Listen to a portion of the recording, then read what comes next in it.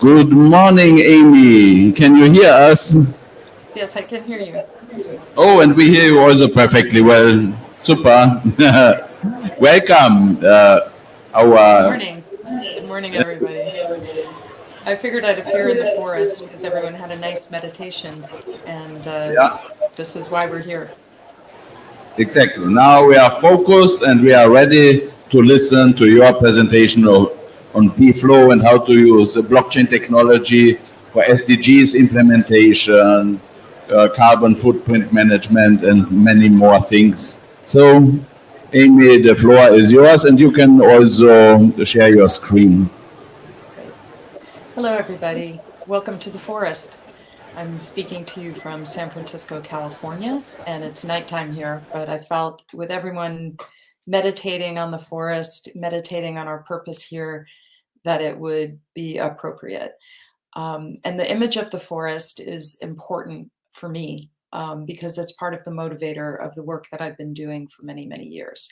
It is the breath that we depend on and our life. We are cousins, evolutionary cousins with the trees, and we have a symbiotic relationship that is wonderfully metaphorical for how we can handle all of the negativity that's happening from the pollution to how we're conducting our lives. And trees take our exhale, our CO2, and they convert it into oxygen. And so these systems that exist within nature are ones that we're seeking to emulate within the natural world. And one of the things that also it represents is the flow of resources, water, air, what we depend on for life. And when we look metaphorically, resource flows are really important in business as well as in finance. We have money that we agree to exchange as our energy in the world, and we have just so much complexity that it's really important for us to be able to see all of this and to be able to have truth behind it. So for many, many years, I've been building a technology using Web3 tools, and I'm going to share a bit about it. But before I want to talk about these complexities that we're facing and how we're seeking to solve it and how collectively we can create shared intelligence around the information so that we can make better decisions. So I'm going to present my screen and probably have some messy stuff here. So the world has been really disrupted. We have quite a lot of effects that we're having on the planet. And when we start to look at these effects, we can see them from space. We know this through science. And how we're dividing up every bit of our natural land is really quite remarkable. When we start to look at agriculture and we start to look at human resources, it becomes dizzying because not only do we need to look at this, but we need to consider the lives of individuals that are a part of these systems and how are their lives affected. And when we think about climate, many people don't really consider all of the factors of the people that make up the world and the effects that it has. Yes, within our small circles, we're thinking about mitigation, we're thinking about migration, we're thinking about food insecurity, but globally and in the flow of these resources and the consumption of this flow, it's only the beginning for us to be thinking about this. And our relationship with with nature and with this world that we're living in, it becomes a really complex situation to help the lives of many people and also to address the lives of all these beings. There's a story that this reminds me of a friend of mine who is from Costa Rica. She grew up in El Salvador, and she told me a story that some individuals had rescued a forest and or were working towards rescuing this forest, and they had all the people move out of the forest. and the people came back and burned it down. So the relationship of humanity with nature is complex, and we have to consider that. Plus, we have all the viruses, we have the commingling, as well as endangered species and species that are losing their habitat, and this competition and water scarcity, but also the symbolism of water as this flow of resources. And as, if you have water, you have life. And we're seeing a movement towards the battle for water in itself, for fresh water.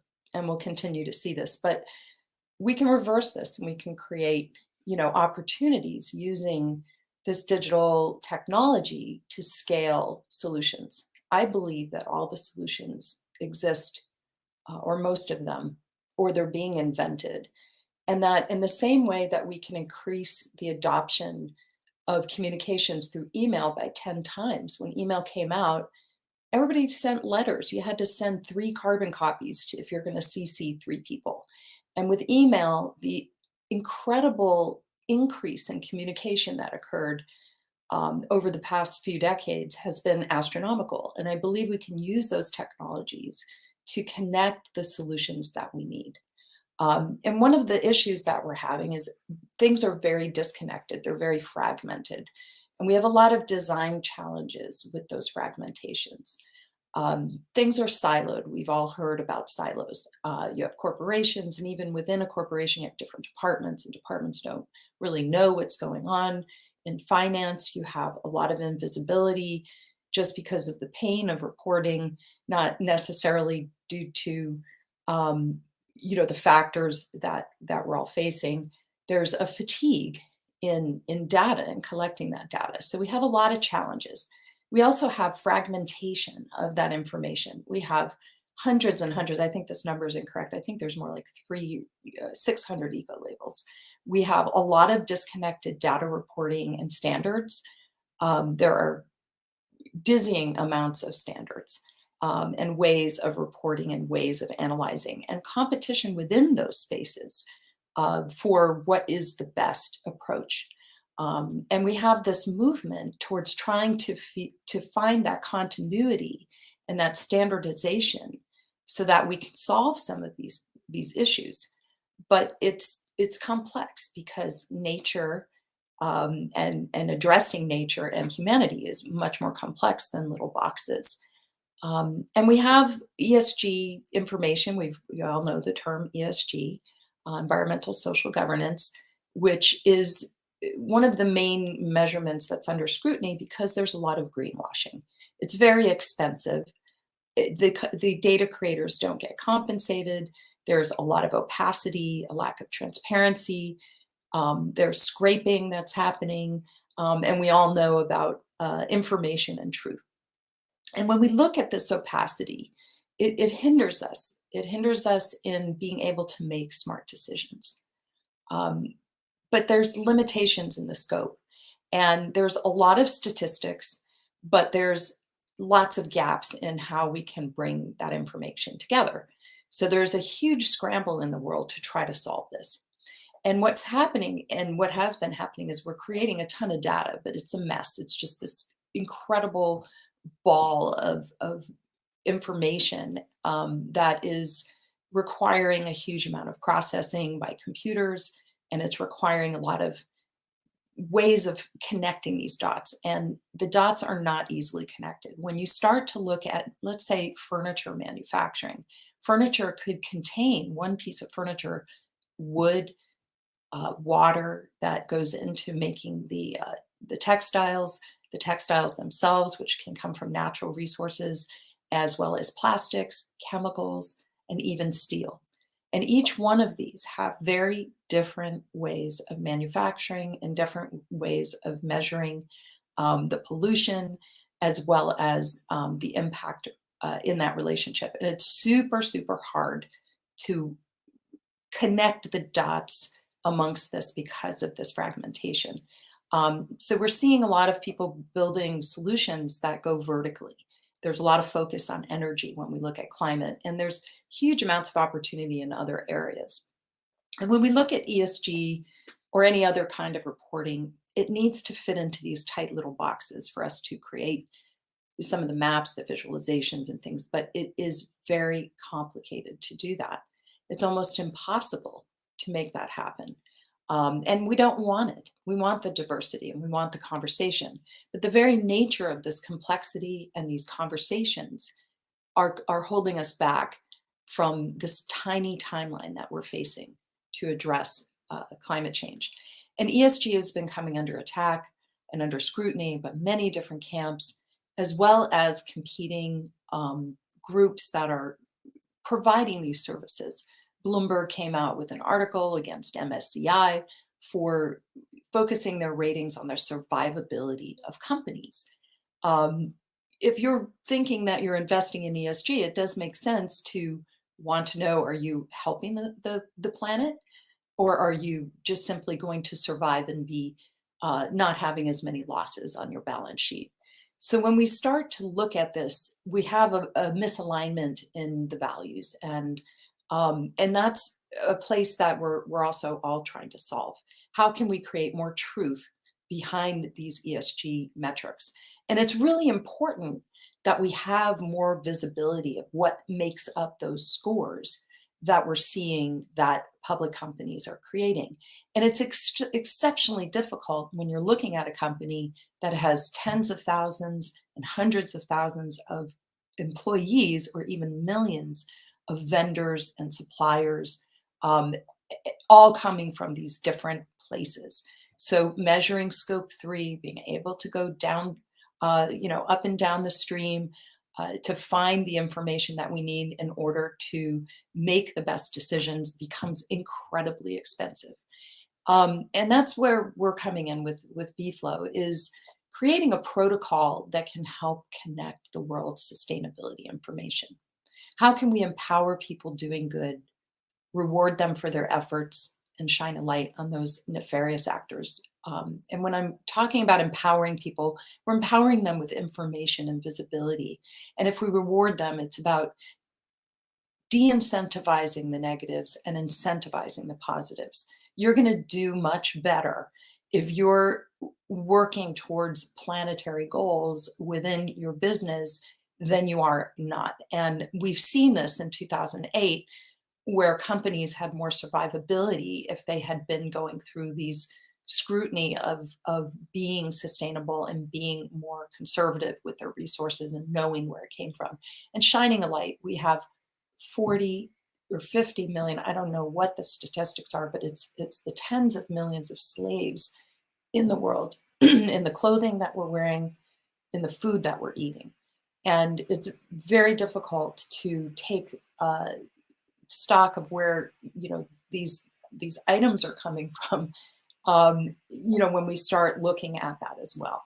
So when we're looking at climate, if there's a climate credit that has slave labor, it really should be worthless. But we don't have those connection points. And what we're doing with our tools, and what we believe needs to happen, is connection points amongst all of the data. If each of these trees represent a large corporation, a big finance company, or even the smaller companies that make up this forest, the individuals are siloed, but they're also very siloed in relationship to the rest of the world.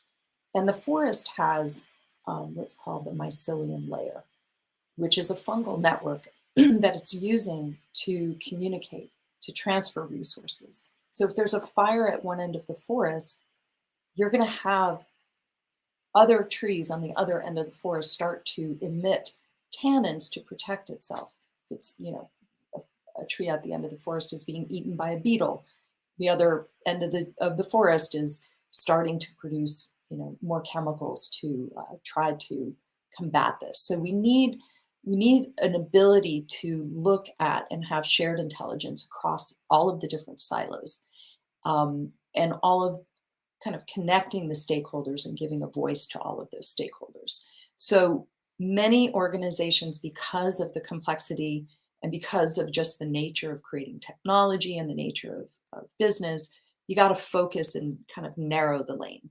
And with BFlo, we've gone through a bunch of those exercises. We've done thousands of use cases and pilots, and we've looked across many things as well as deeply in a vertical sense.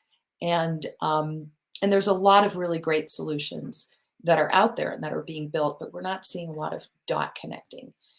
The other piece that we need to connect within that dot is third-party verification. How do we know that this really happened? Did your vendor truly source that from an organic supplier that is has fair trade practices?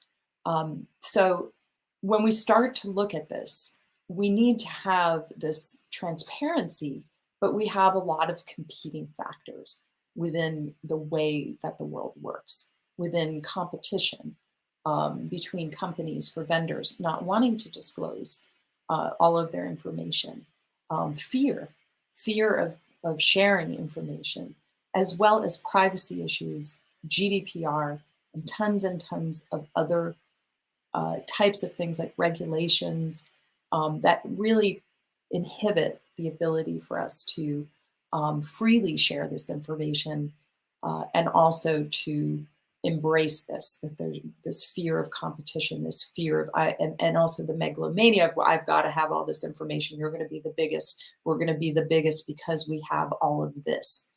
And so there's a lot of paradigms that are kind of bumping into one another.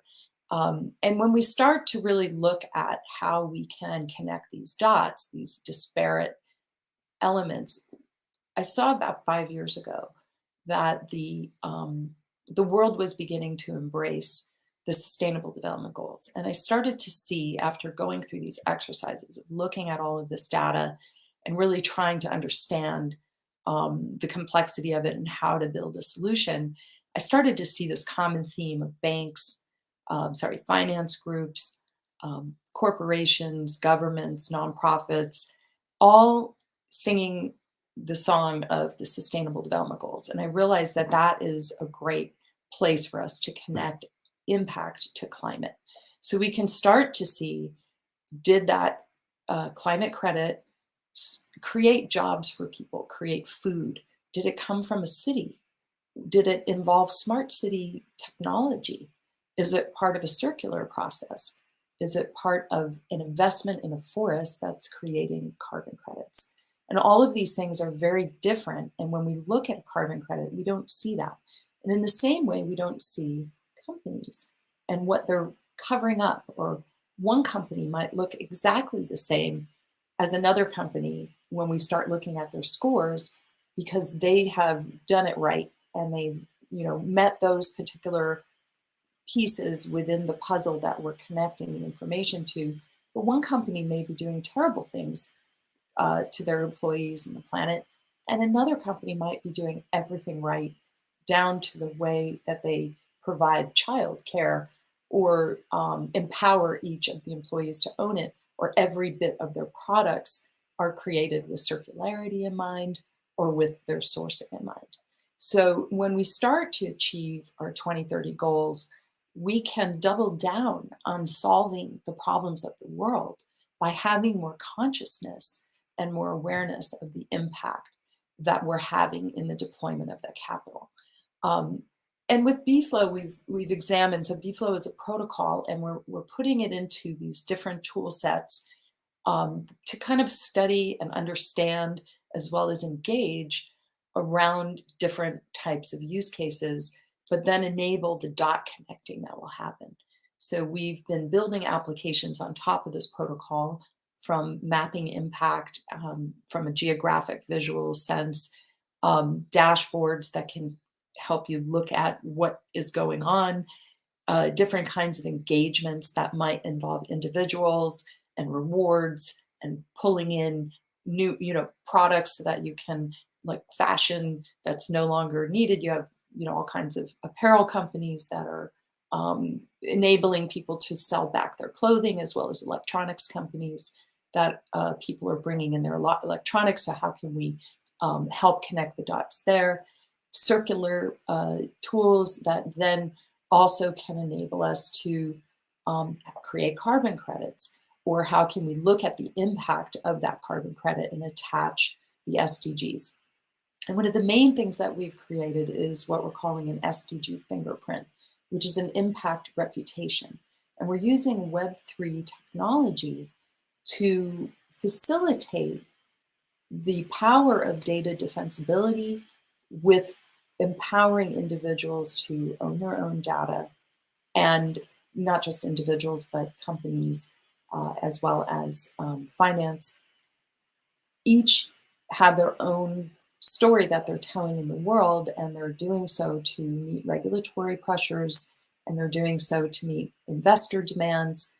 And each one has this wealth of data and how they're affecting the world. So we started creating this SDG fingerprint that then kind of reflects this data landscape. Because data is very hard to relate to, but we all, many people in the room are wearing the pin. So you know what I mean when we're looking at this visual, imagine it being your own impact. So when we look at digitizing information and we start creating these mechanisms, we're capturing the information and creating a cryptographic record and attaching that impact, then enabling that third party, whether it's due diligence or a certifier or a verifier, or an individual that might be qualified, or if it's just a photograph, somebody, verifying, hey, this is, the right thing. You start to have that three-dimensional view of climate, as well as the assurance that this really happened, and that it was accurate. You can have someone making a statement within the system, and that's an anchor in time. That's this person's statement. But when you start to attach due diligence and verification, you start to have an anchor of truth. And we can start to look at how are proceeds being used by corporations or by investees, and how are those resources, the flow of the finances or the flow of the natural resources that are being acquired, or the human resources, how are they being treated within this impact framework? And then we can start to have shared intelligence as we connect the dots. And we can begin to monetize that and empower people to own their own data within this marketplace, but also to be able to create digital assets, whether it's climate credits, bonds, investments, and the like. So it's a very powerful approach to something that is generally more linear, to create a more three-dimensional view of that impact. And so getting back to the fingerprint, we felt that this was kind of the way that we could display how are you in your company or in your investments meeting the goals, and a way that people can share that information. So we've put together this SDG fingerprint, and we're working with it in different ways. We have it set up so that we can start to look at where did this information come from. So when we started looking and analyzing information that we got online from PayPal, this was public information, we started to create a particular fingerprint of PayPal's statements that they were making. And each organization has a different impression in how they're achieving their goals. And over time, we'll have much more complex visuals that would accompany. But for now, this is a great representation that matches the pin that we all wear. And then how can we map this? How do we see this across landscapes of geography? These dark marks, these gray marks, represent grievances within the system. We believe that we need not just to celebrate the wins, but to also enable the voice of all organizations and individuals to be able to say, hey, this isn't right. And for then the organizations that are, having this issue, to be able to form alliances and to solve these grievances. And in many cases, we've had situations where it's not just maybe an NGO calling out an organization for investing outside their climate paradigm, but we've had corporations that literally were like, you know, we've cleared our entire supply chain and we're still getting calls from nonprofits or having, people boycott our products because they're going on this old information. And when we compare ourselves to these other companies, we've cleared out our entire supply chain. So it can go both ways. You can have companies that are really doing amazing things and their information is just not being reached to the public. And they're not able to tell the story. So we really need a place that people can go to, or many, maybe it's not a place, but a system that we can start to see what's really happening and how people are handling these grievances.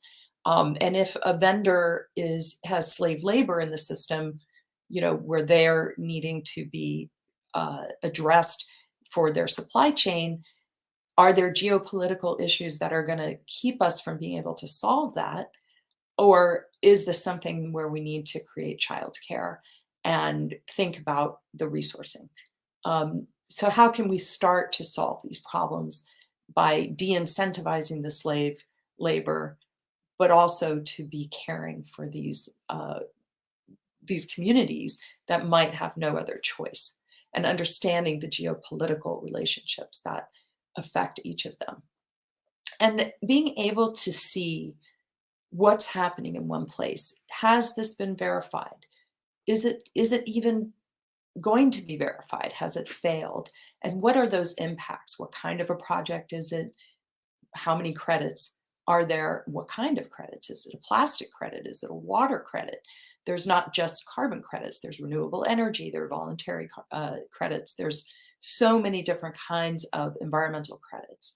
And where is this happening in the world? And then be able to align this to the performance of the portfolio and start to see which companies are actually achieving great success by still achieving their climate goals.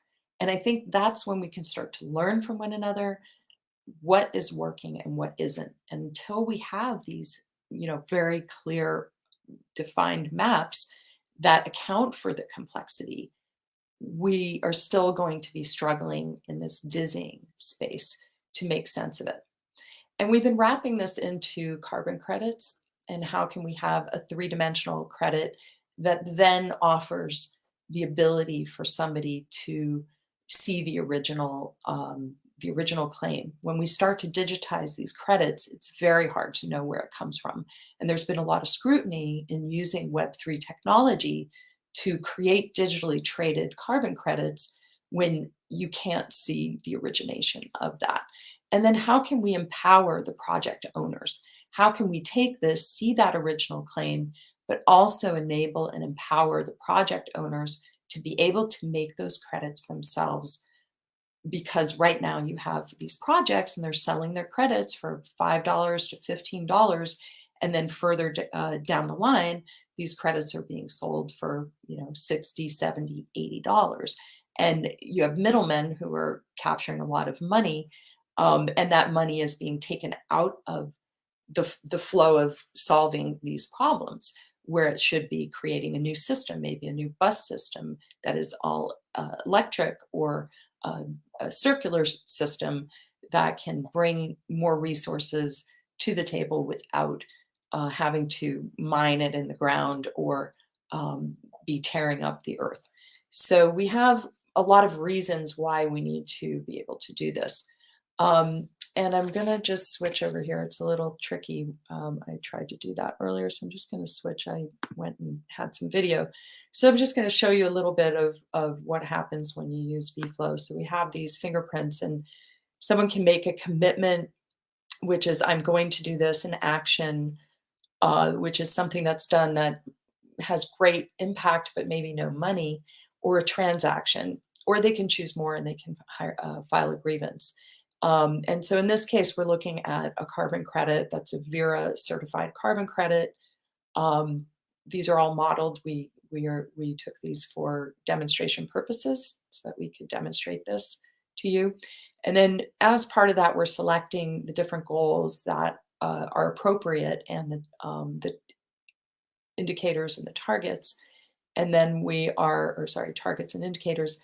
And then we are looking at how we can attach more information about it. How did they achieve this goal? We know they're doing climate action. We know that they're working with clean energy, and we know that it's an industry-related piece.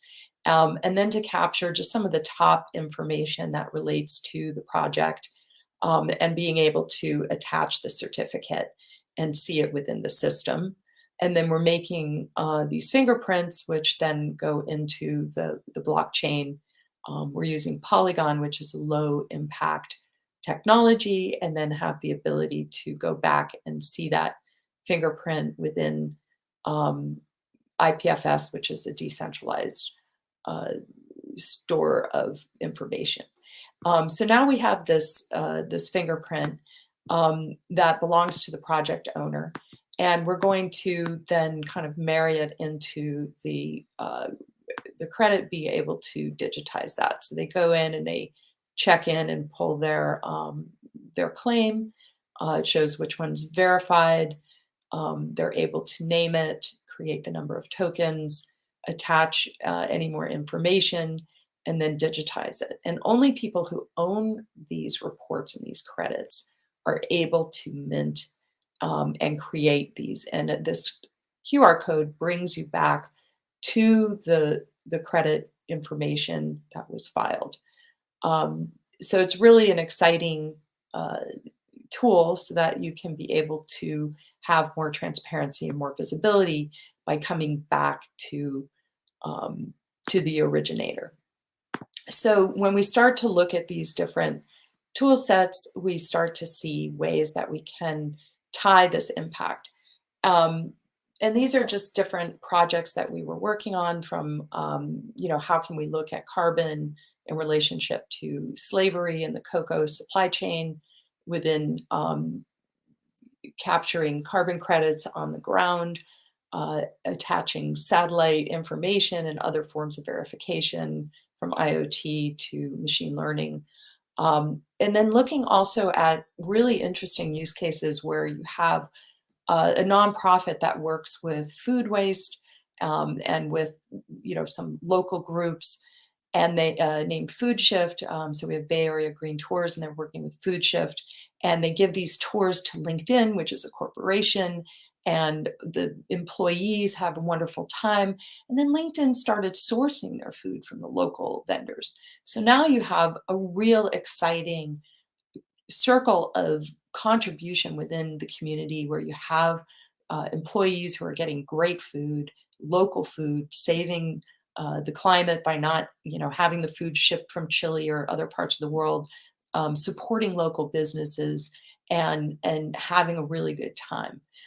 These are really powerful stories. Another one is Indigenous clothing. Indigenous is a wonderful brand that we really loved working with, and we analyzed and went through their entire supply chain as well as their nuclear family businesses. They source all of their cotton from vendors that are a part of a collective of farmers, and they bring together all of this cotton in order to scale up the amount of cotton that's needed for their inventory and for their apparel line.